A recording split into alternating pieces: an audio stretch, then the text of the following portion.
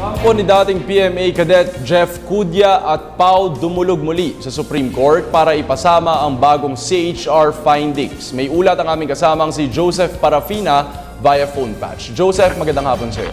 Maraming salamat kasama JC. Muli nga humingi ng saklolo dito sa kataas-tasang hukuman ang grupo ni First Class Cadet Aldrin Cudya ng PMA at sinamahan ito ni Public Attorney's Office Chair na si Attorney Persida Acosta. Base po sa mosyon ng grupo ni Cudya, inihiling nila sa korte na tanggapin ang resulta ng Commission on Human Rights Investigation Report na kung saan po na may maliwanag na nagkaroon na sinasabi dito na nagkasabuatan sa loob ng Philippine Military Academy para palabasin na guilty itong si Aldrin Jeff Cudya sa pagiging hindi tapat sa kanyang tungkulin bilang kadete.